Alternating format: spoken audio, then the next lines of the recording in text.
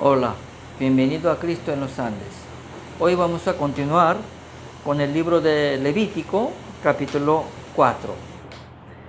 Vamos a repasar lo que hemos estudiado, los títulos. Antiguo Testamento es el pacto de Jehová. En ellos, de Génesis hasta el libro de Esther, es el pacto mediante la providencia.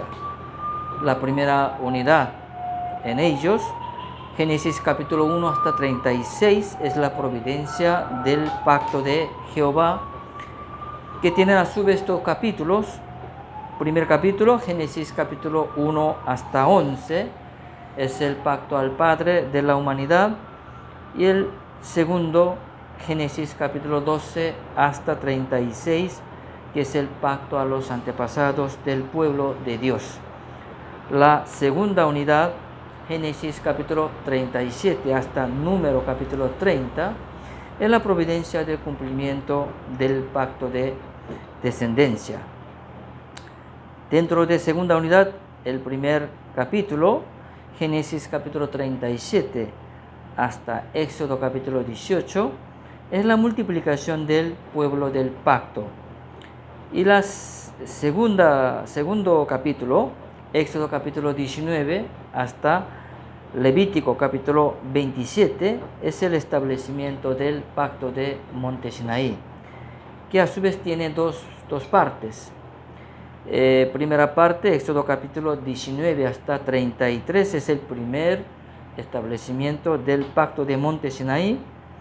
Y segunda parte, Éxodo capítulo 34 hasta Levítico capítulo 27, es el segundo establecimiento del pacto de Monte Sinaí. Hoy vamos a estudiar Levítico capítulo 4, que enseña sobre las ofrendas por el pecado, también llamado las ofrendas del sacrificio expiatorio. Las ofrendas por el pecado es necesario cuando alguno del pueblo de Israel viole en forma inadvertida cualquiera de los mandamientos de Jehová e incurra en algo que esté prohibido.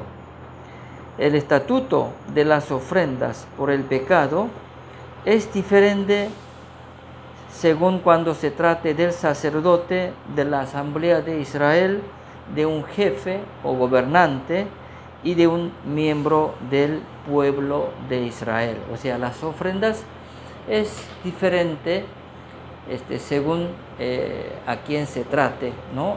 Quién es el que pecó y quiere ofrecer el sacrificio expiatorio, ¿no? Levítico capítulo 4, versículo 1 hasta 12, Jehová revela la providencia de que ordenara a Moisés el estatuto de cómo ofrecer la ofrenda por el pecado en caso de que un sacerdote o sumo sacerdote ungido peque, haciendo con ello culpable al pueblo.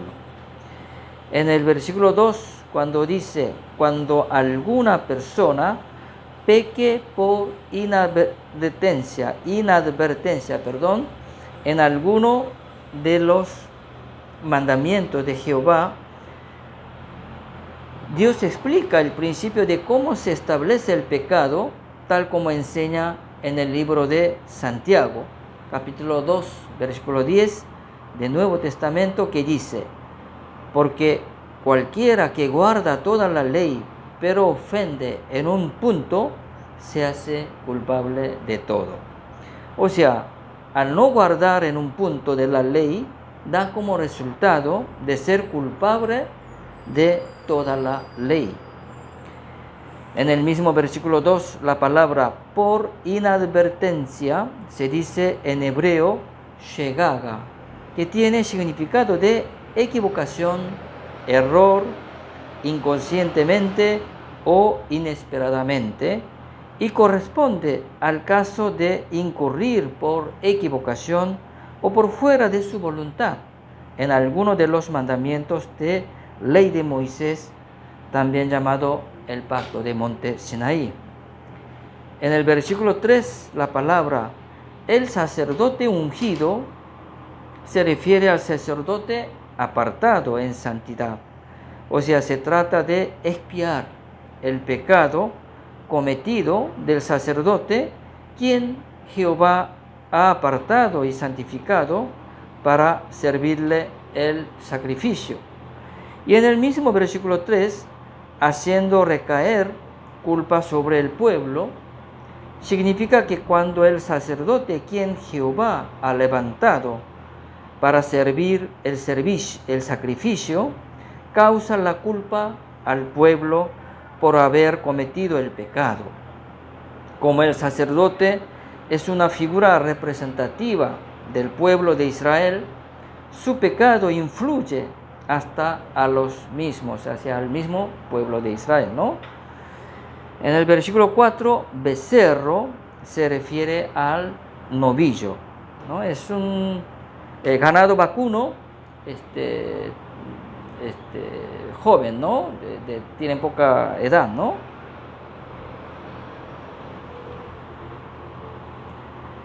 En los versículos 5 a 7, Jehová revela la providencia de que ordenara a Moisés el estatuto de cómo tratar la sangre de la ofrenda. En este estatuto es diferente con lo del caso de los holocaustos que vemos en el libro de Levítico capítulo 1, ¿no? En el versículo 6, cuando dice, y mojará el sacerdote su dedo en la sangre, y rociará de aquella sangre 7 veces delante de Jehová hacia el velo del santuario. El velo del santuario se refiere a aquel que está entre el lugar santo y el lugar santísimo y corresponde al lugar donde está ubicado el altar de incienso, rociando la sangre del animal 7 veces hacia el velo. Este estatuto es para que expíe y santifique el camino que va del lugar santo al lugar santísimo, hasta tanto que satisfaga a Jehová. En el versículo 7, cuando dice, y el sacerdote pondrá de esa sangre sobre los cuernos del altar de incienso aromático, es también de esa manera expía y santifica para que sea limpio o puro dicho altar. En el mismo versículo 7, cuando dice, y echará el resto de la sangre del becerro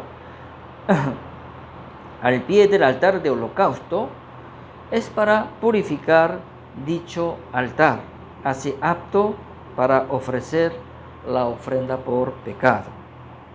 En los versículos 8 a 10, Jehová revela la providencia de que ordenara a Moisés el estatuto de cómo tratar la grasa y los 2 riñones de la ofrenda. En este caso, quema sobre el altar del holocausto, al igual que en el caso de las ofrendas de paz. En los versículos 11 hasta 12, Jehová revela la providencia de que ordenara a Moisés el estatuto de cómo tratar el resto de la ofrenda. Todo el resto de la ofrenda quema en el vertedero de la ceniza que está fuera del campamento del pueblo de Israel.